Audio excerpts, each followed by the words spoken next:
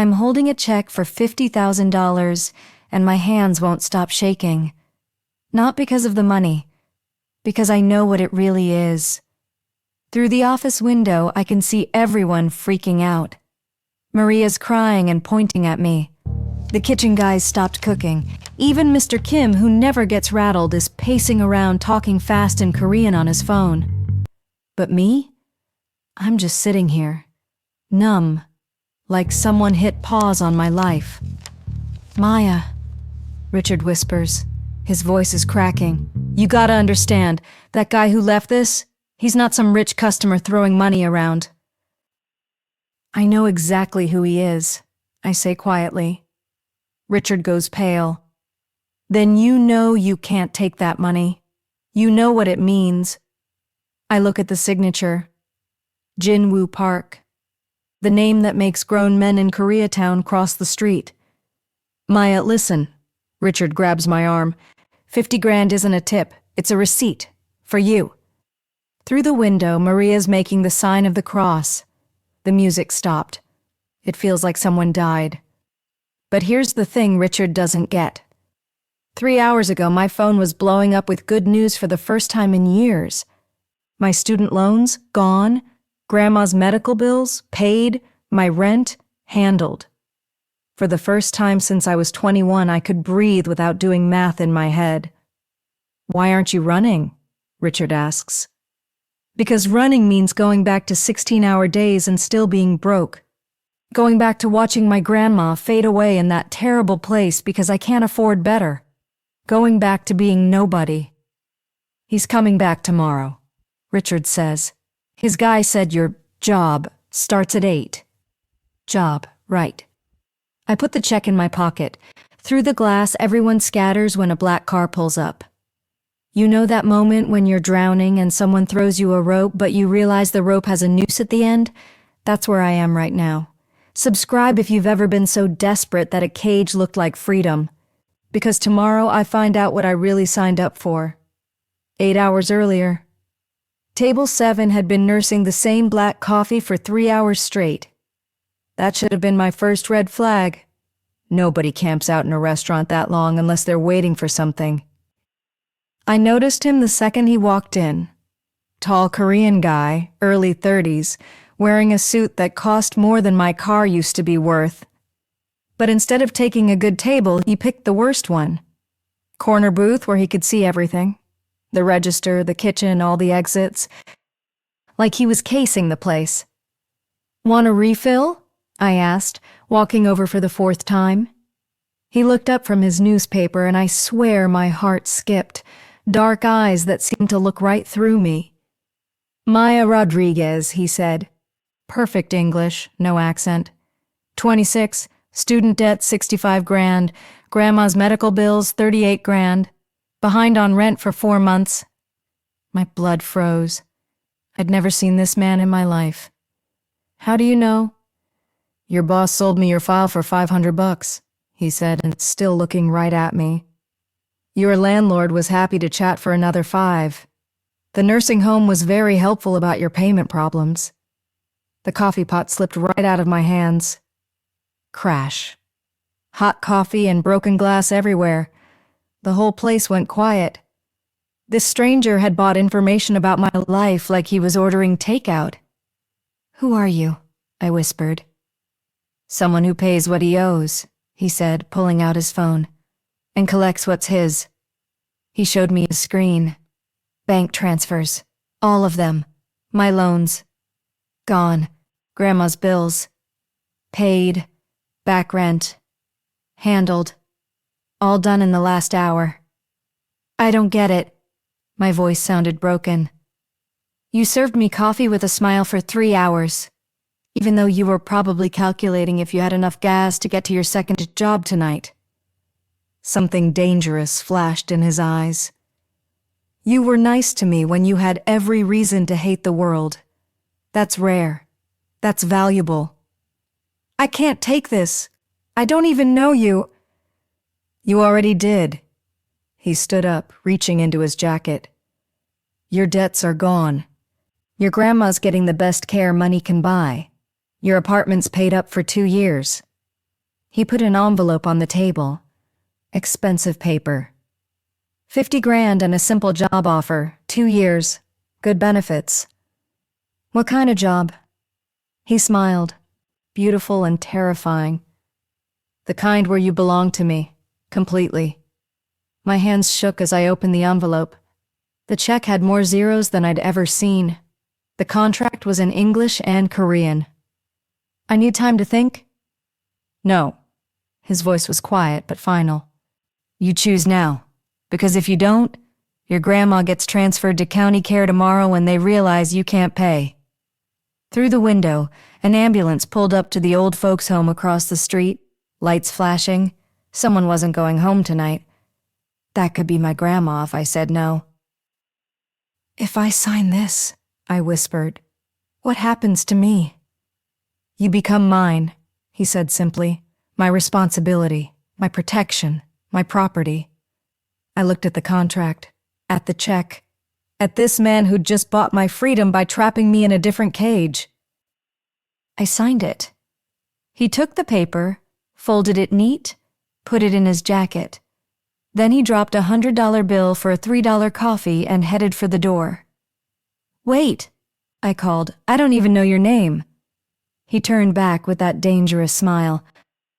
You'll learn everything tomorrow. Car picks you up at 8. Pack light. Everything else gets provided. Then he was gone. And I was standing there holding the deed to a life I didn't own anymore. The next morning, the black Mercedes showed up exactly at 8, and I watched my old life get smaller in the rearview mirror.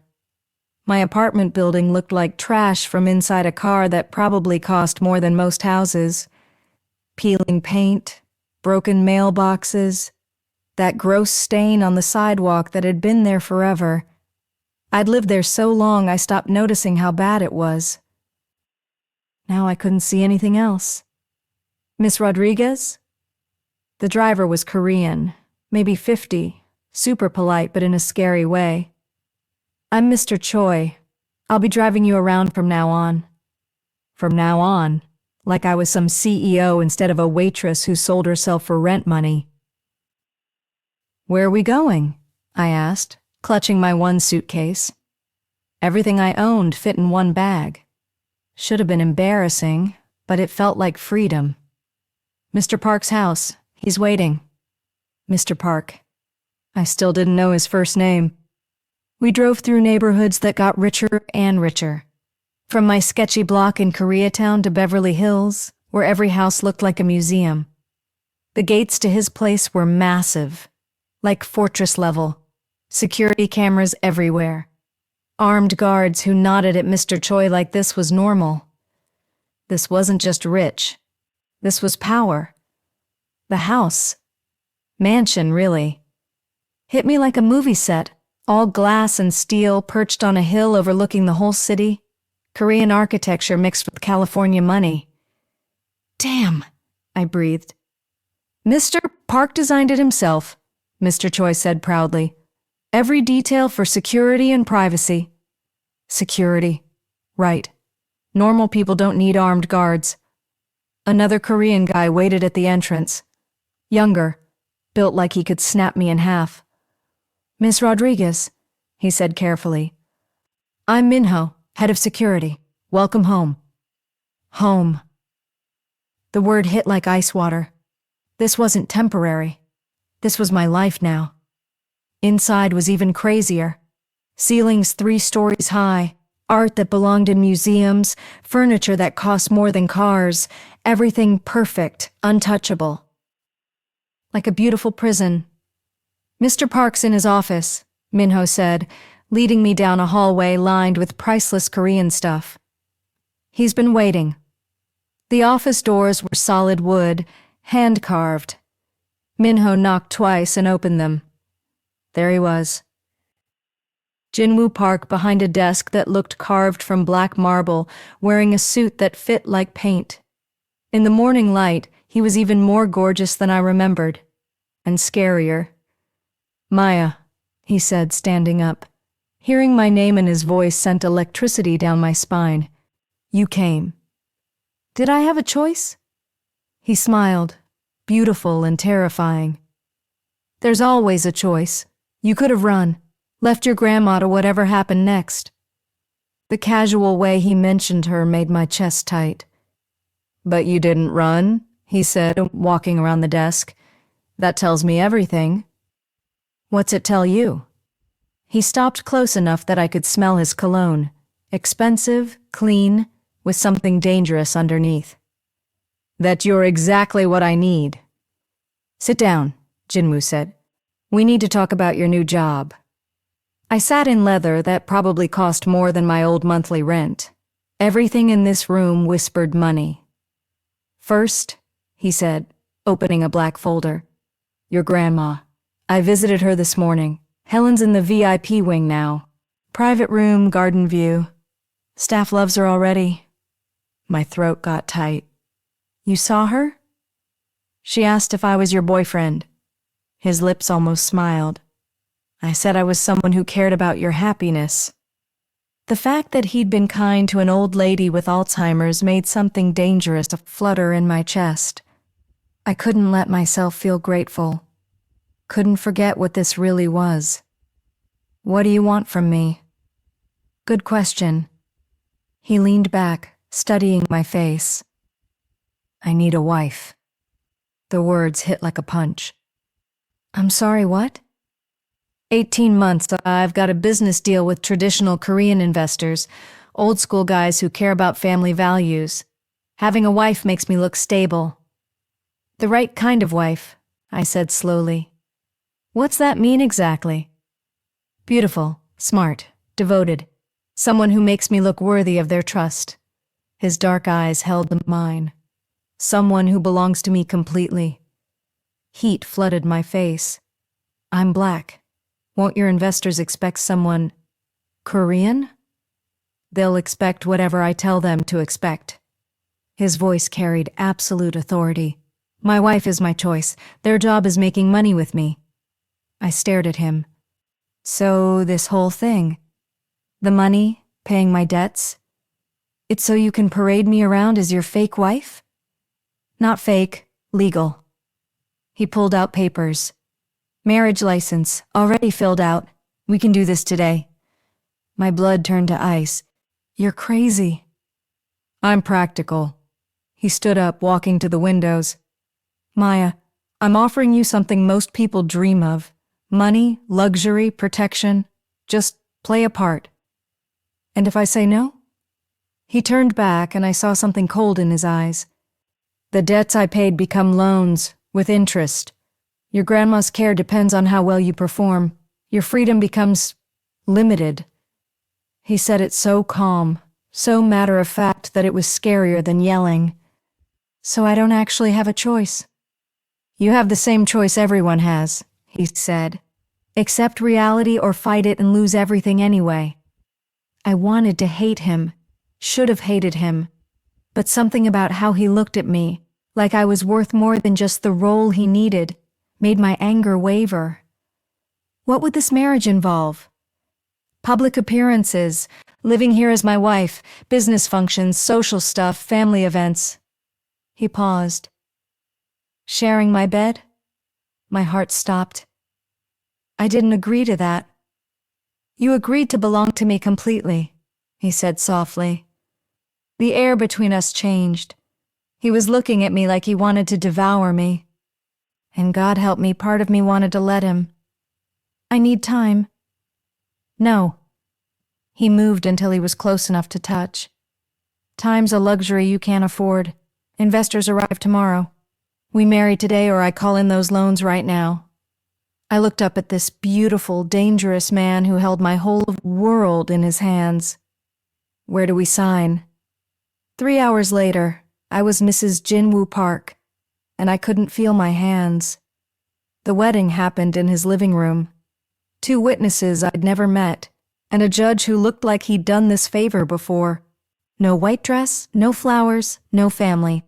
Just me in a designer outfit that appeared from nowhere and Jin Wu in another perfect suit. Do you, Maya Rodriguez, take Jin Wu Park as your husband, for better or worse, richer or poorer, till death do you part? I looked into Jin Woo's dark eyes and said, "I do," knowing I just signed away the last piece of myself I still owned.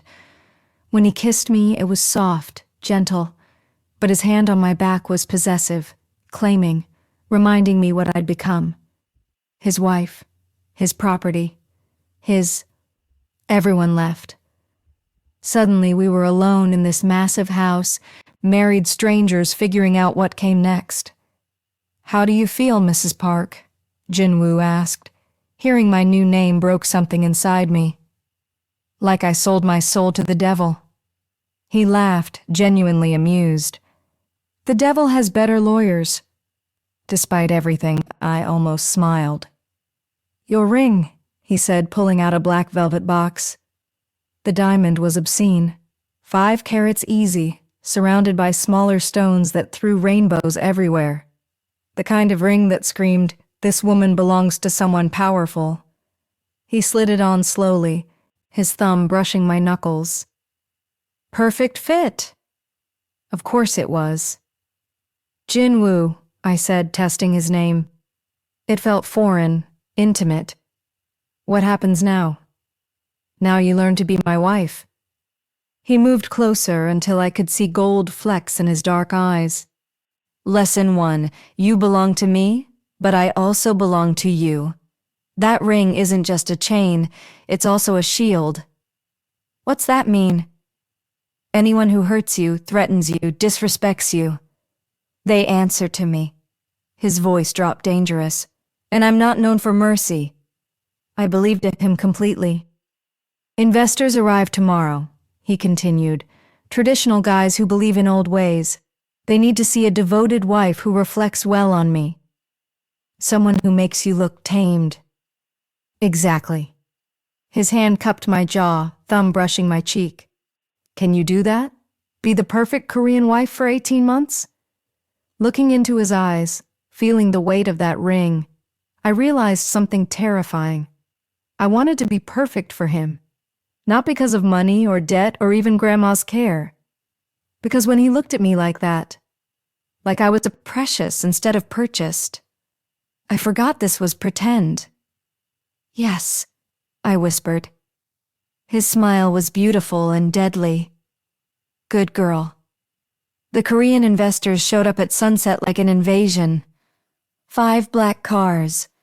Men in expensive suits moving with military precision. Their wives in traditional hanbok that cost more than most cars. My first test as Mrs. Park. And I was terrified.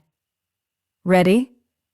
Jin Wu appeared behind me, reflection in the window showing him in a black suit that made him look like dangerous royalty. "No." I turned to face him. "I don't speak Korean. Don't know the customs. They're gonna see right through this. They're gonna see exactly what I want them to see." His hands straightened my dress collar. Deep red silk the stylist swore was appropriate. My beautiful American wife who adores me. "What if I mess up?" "You won't." His confidence was absolute. "You're stronger than you think, smarter than you give yourself credit for." When had anyone called me strong? Downstairs, the investors waited in the fancy dining room, table set with priceless Korean dishes, air smelling of foods I couldn't identify. Jin Wu took my hand as we entered, fingers lacing with mine naturally. To anyone watching, we were newlyweds still in the honeymoon phase.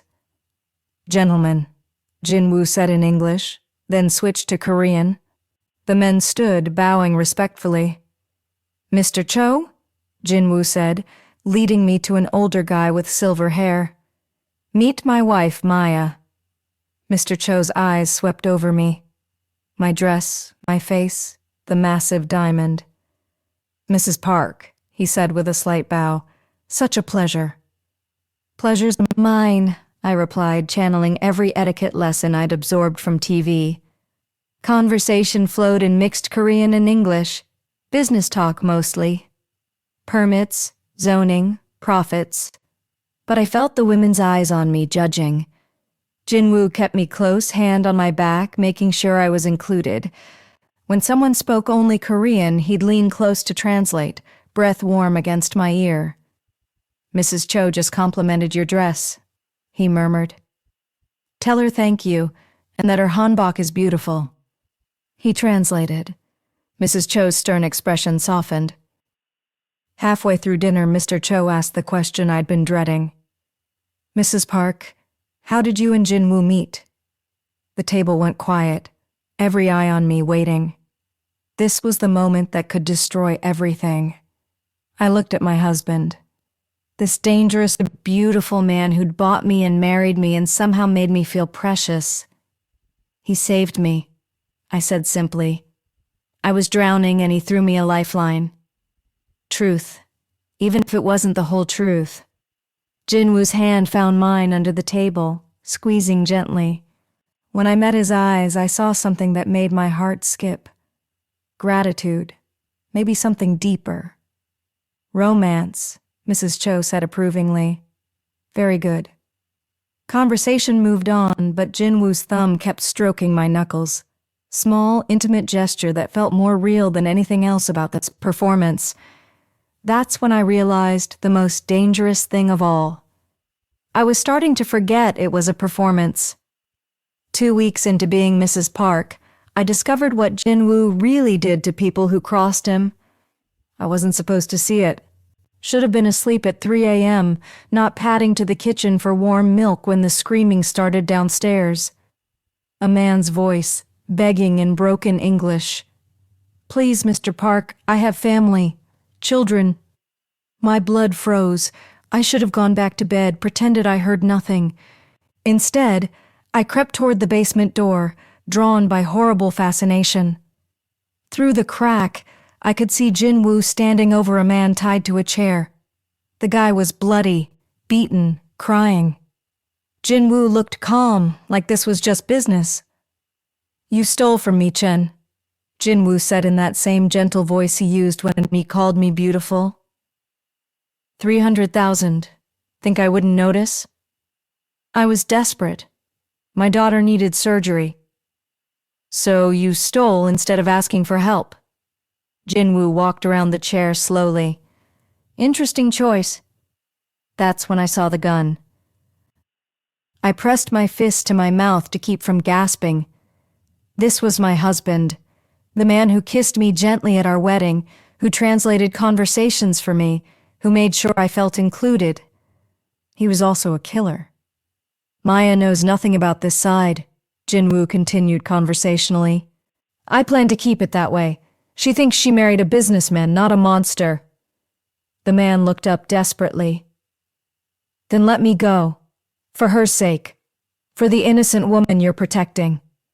Jin Wu smiled, beautiful and terrible. The innocent woman I'm protecting doesn't stay innocent if thieves like you force my hand.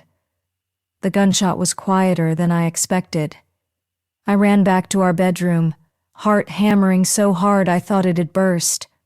Climbed into bed, pulled covers over my head like a kid hiding from nightmares. But this nightmare was real, and I was married to it. When Jin Wu came to bed an hour later, he slipped under the covers like nothing happened. Hands clean, clothes changed, no evidence. Can't sleep? He asked, pulling me against his chest.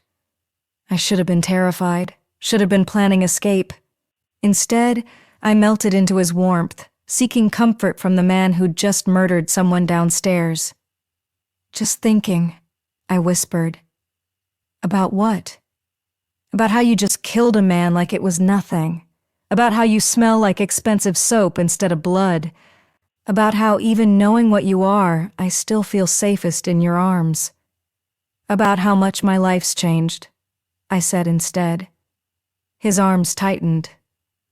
You regret it? I should have said yes. Should have told him I wanted out, wanted my old life back, wanted to be poor but innocent Maya Rodriguez instead of rich, guilty Mrs. Park. Instead, I pressed closer and whispered, no. Because the truth was, I didn't want to go back, couldn't go back. Not to struggling, fear, constant worry about Grandma. Not to being invisible, powerless, forgotten. Jin Wu showed me what it felt like to be precious to someone, even if that someone was a monster. And God help me, I was falling in love with the monster. Good, he murmured against my hair. Because you're mine now, Maya. In every way that matters. I closed my eyes and let darkness take me, knowing I'd crossed a line I could never uncross. I wasn't the innocent waitress anymore. I was the wife of a killer, and I was choosing to stay. You know that moment when you realize you're not the hero of your own story anymore? When survival means becoming someone you swore you'd never be. If you've ever chosen comfort over conscience, love over morality, smash that subscribe button. Because sometimes the heart wants what it wants, even when what it wants could destroy everything we thought we were. What would you have done in my shoes? Drop your answer in the comments. But be honest. Because when push comes to shove, we're all just one desperate moment away from making a deal with the devil.